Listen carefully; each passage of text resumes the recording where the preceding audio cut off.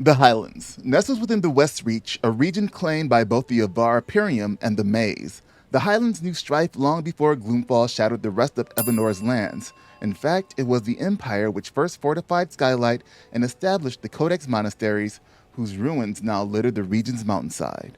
Rich in the arcanic fuel, God's blood, and emboldened by the prosperous city of Skylight, the area was once renowned for its trade road, a gleaming promise of the prosperity to come, a promise broken by the fall.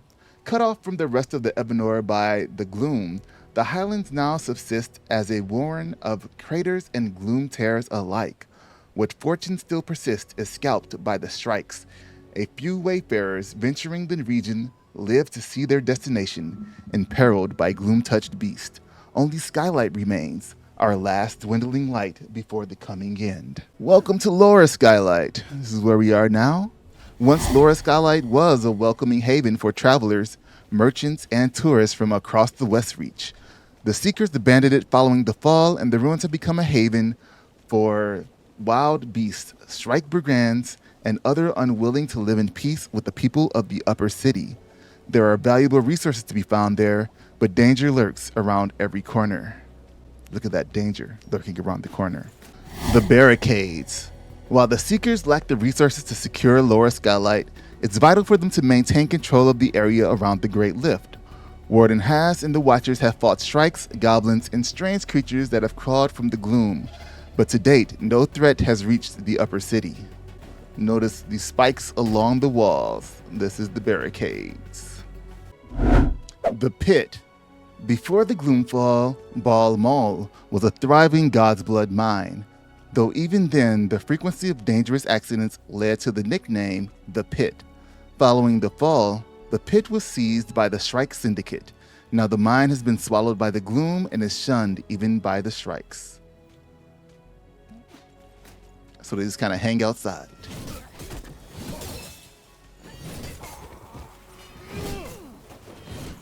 Heartwood Tower is a bitter reminder of the impact of the fall. Though it was only briefly exposed to the gloom before the beacon was restored, the structure of the tower was weakened and the young Lord Heartwood was transformed into a feral beast. No Heartwood survived. Other survivors took shelter in the ruin, only to be slaughtered in an assault that destroyed the lower hall. It's still a mystery as to whether this was the work of strike bandits or the gear-toothed goblins. And a mystery even more of if we will run into Lord Heartwood, who was transformed into a feral beast. The Dolorous Bell. 36 years ago, the totemist Zala Brimtooth came from the Golden Eyrie bearing this bell. The trees twisted at her bidding to bear its weight, and she told the people of the Highlands that the bell would ring of its own accord when the Highlands faced its greatest threat. The Dolorous Bell has remained here ever since, and never yet rung on its own, not even when the gloom swept across the land. So either Hazala's magic is not what legends say, or there's an even greater threat still to come. And how loud will this bell be when it rings? Codex Halls. This is a section of the vast fortress monastery of Aurelian, which once sprawled across the Highlands. It was the stronghold of the Order of the Silver Codex, a powerful sect within the Avar Church. Aurelian was attacked by a powerful force of soldiers and collapsed into the gloom. This was decades before the Gloomfall, and the nature of the attackers and the cause of the collapse remains a mystery. The Codex Halls were the outermost circle of Aurelian, open to initiates and visitors alike. If we look further back, we can actually see that there was a whole wall outside of here. You can see it was destroyed, but as we go into the gloom, we actually see what it used to look like. The Crossroads Foundry. Before the Gloomfall, the Crossroads Foundry was an important industrial community, refining ores from the Bloodworks and trading with merchants on the road to Skylight. The Crossroads was devastated by the fall and the creatures that arose in its wake, but over the last few months, a dedicated group of survivors have been working to reclaim the Foundry. You see, we do have a lot of blacksmithing areas, kilns, furnaces of the like. Throughout the history of the Highlands, smugglers of all stripes have found Sandhaven Beach a useful port. Following the fall, the strikes sought to continue this practice, but the gloom has driven failed creatures from the depths of the waters, and even the strikes have abandoned the beaches. This section that I'm standing on now is the remnant of the Dalan Bridge. Once Dalan Bridge carried a steady stream of travelers and merchants along the old Avar Road to Westreach and the lands beyond. The bridge collapsed in the fall, consumed from within by the gloom. Even if it still stood, no one knows if anything is left of the world beyond the Highlands. But I'm sure one day we will find out. At the base of the cave, where we fight the great worm Knight's Maw, we see a waterfall that's called Aurelia's Tears. Aurelia came to the Highlands hundreds of years ago. She tried to convert the local people to the Avar faith, but they had little interest in hearing the word of the architects. Legend says that she wept for their ignorance, and as she did, water flowed down from the mountains and the land wept with her. And if you think Aurelia sounds very familiar, we also have the fountain of Aurelia inside of Skylight.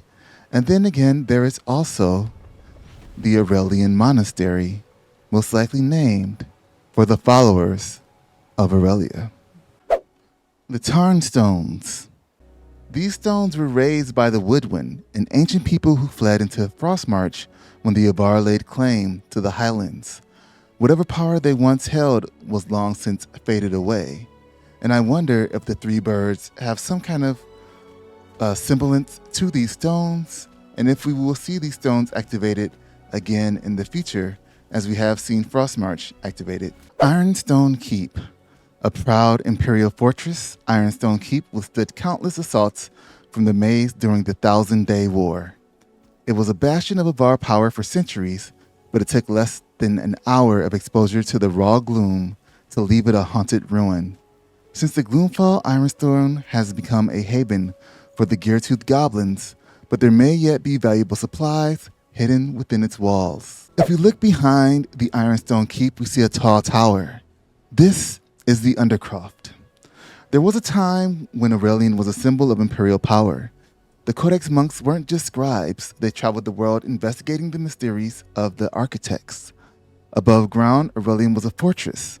This breach leads to what lay below, a maze of arcane workshops and scriptorums known as the Undercroft. Maybe one day we'll be able to get into this fortress that is above ground. Welcome to where the boss that never is here lives. The Charred Rise. The scorch marks here don't match any natural patterns. And there is a scent in the air beyond smoke and soot. Elemental energies have been conjured here. Someone is experimenting with dangerous and unnatural flames.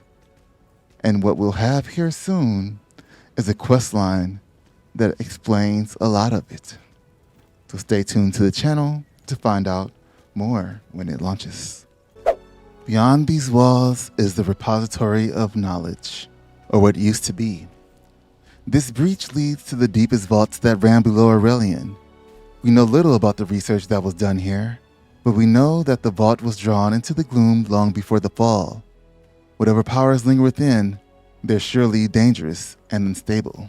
The whole time, people were worried that the gloom would take over. The basement of this Aurelian monastery here, this section right here, was actually covered in gloom already. And so really I want you guys to get a sense of how big Aurelian actually was.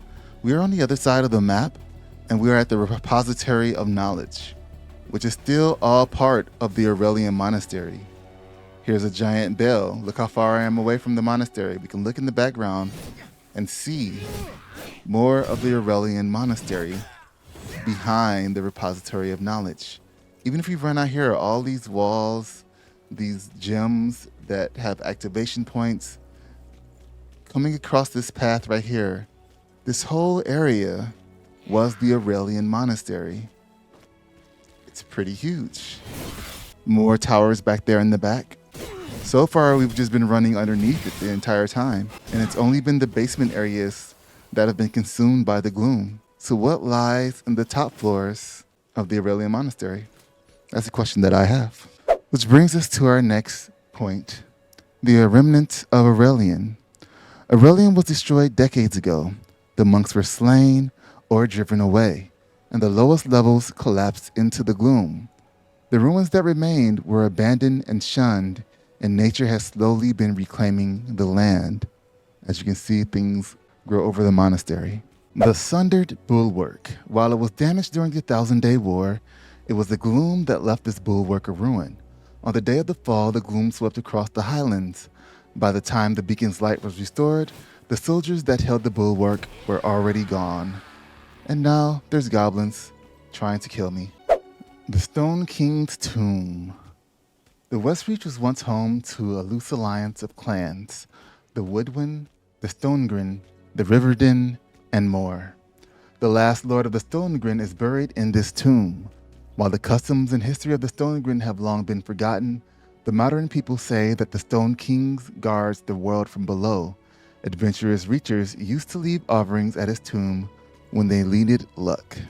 I wonder if we will end up coming across the Stone King in maybe like a raid fight of some sorts in the future. You see, here's a little summoning stone type cavern here. Another one of these stones. This is below where the Stone King is buried. So it's possible that we may have to use these to summon some kind of raid bosses in the future. We see these symbols in Frostmarch and the Harfrost Hollow.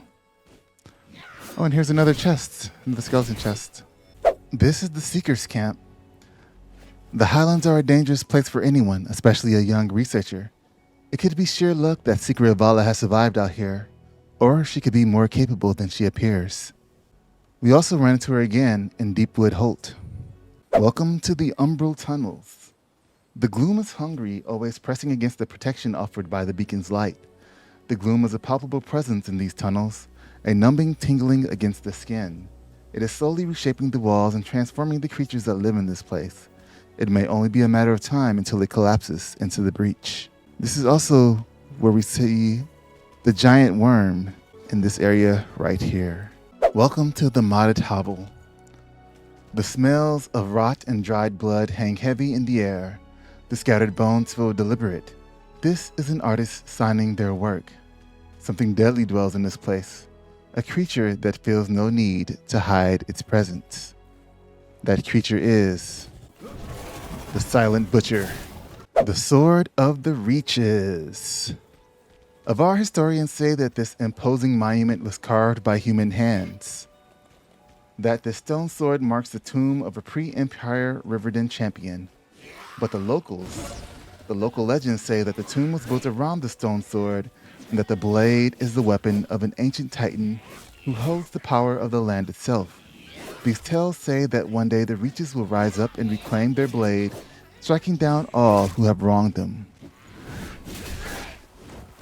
As cool as that would be to see, I don't think that is something that we are going to see in this game.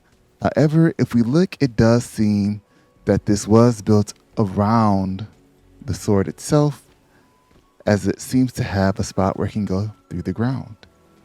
And if we come around here, we can actually see that there is a basement that is held on by this area right here, which looks like the same fountain that's in Skylight. I wonder if there's a connection between the two, and this wall may open up and we may find something underneath the Sword of the Reaches. Last but not least, the Bloodworks. Before the fall, the Bloodworks were a thriving network of mines that kept a steady stream of iron and God's blood flowing to the Crossroads Foundry. The Strike Syndicate seized the mine in the first days after the Gloomfall, and then it collapsed into the gloom. Its current status is a mystery, but Skylight needs the blood to survive. You see, this was a very huge operation. Fortunately, the townspeople, there aren't that many of them, and somehow there are more Strike than there are regular citizens who can fight against them. And that concludes our tour of the Highlands. If you guys like this video, make sure you hit the like button. And I'll see you guys in the next one. Thanks for watching.